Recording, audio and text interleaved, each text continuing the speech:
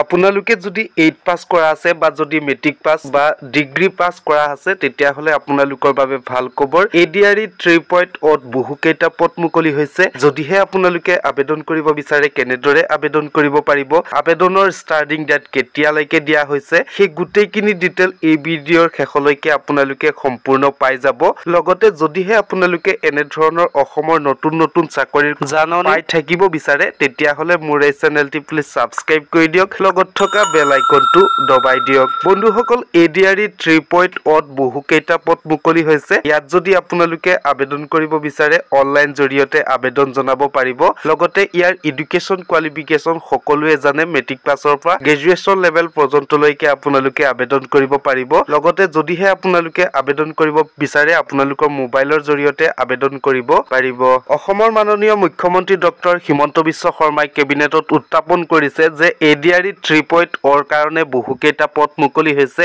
ইয়াৰে total vacancy উত্থাপন কৰা হৈছে 40697টা ভেকেন্সি টোটেল মুকলি হ'ব বন্ধুসকল ইয়াৰে আসাম ডাইৰেক্ট ৰিক্ৰুটমেন্ট এক্সাম বোৰ্ডে আপোনালোকৰ এক্সাম কন্ডাক্ট কৰা হ'ব ইয়াৰে আপোনালোকৰ 3.0 লেভেল হয় ইয়াৰ ডিপাৰ্টমেন্ট ওয়াইজত আপোনালোকৰ ভেকেন্সি কিনি বেলেগ হ'ব ইয়াৰে গ্ৰেড 3 লেভেলত আপোনালোকৰ টোটেল ভেকেন্সি মুকলি হ'ব 7650টা লগতে গ্ৰেড 4 লেভেলত আপোনালোকৰ টোটেল ভেকেন্সি মুকলি হ'ব 5000টা যিসকলে মেট্ৰিক পাস কৰি বা যদিহে আপোনালোকে 8 পাস কৰা আছে তেওঁলোকে গ্ৰেড 4ত আবেদন জনাব পাৰিব তাৰ কাৰণে 5000টা ভেকেন্সি আছে লগতে যিসকলে APS-C Assam public service commission APS-C যিসকলে গ্ৰেজুৱেশ্যন কমপ্লিট কৰি আছে বা যিসকলে গ্ৰেজুৱেশ্যন কৰি এপিএসসিত কৰিব বিচাৰে তেওঁলোকৰ বাবে 1208টা ভেকেন্সি আছে লগতে এডুকেশ্যন ডিপাৰ্টমেন্টৰ কাৰণে যিসকলে স্কুলত চাকৰি কৰিব বিচাৰে বা টিচাৰ হ'ব বিচাৰে তেওঁলোকৰ বাবে ভাল খবৰ যে তেওঁলোকৰ 10000 লগতে সেকেন্ডাৰী এডুকেশ্যনৰ কাৰণে 8147টা হোম এণ্ড পলিটিকেল ডিপাৰ্টমেন্ট অৰ্থাৎ পুলিচ ৰিক্ৰুটমেন্ট যিসকলে পুলিচত চাকৰি কৰিব বিচাৰে বা যিসকলে ৰানিঙৰ প্ৰেক্টিছ কৰি আছে তেওঁলোকৰ বাবে টোটেল ভেকেন্সি 8000টা মুকলি হ'ব লগতে হেলথ এণ্ড ফেমিলি ওয়েলফেয়াৰ যিসকলে মেডিকেল ডিপাৰ্টমেন্টত চাকৰি কৰিব বিচাৰে তেওঁলোকৰ বাবে 6293টা ভেকেন্সি মুকলি হৈছে ইয়াৰে আপোনালোকৰ 8 পাস 10 পাস লগতে ডিগ্ৰী কমপ্লিট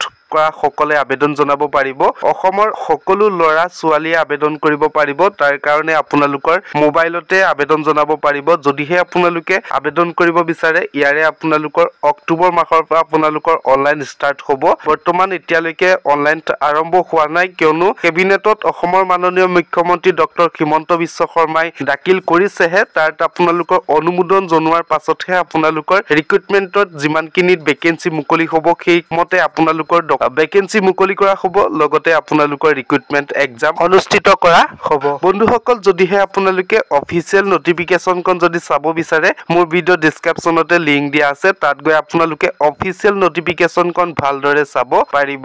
সো বন্ধুসকল আজিৰ ভিডিওটি ইমানখিনিয়ে মই আপোনালোকক ইনফৰমেশন দিলো যদিহে ভিডিওটো চাই ভাল লাগিলে প্লিজ লাইক কৰি দিয়ক শেয়াৰ কৰি দিয়ক লগতে বন্ধুসকল কমেন্ট কৰি জনাব ইনফৰমেশনটো পাই কেনেকুৱা পালে ধন্যবাদ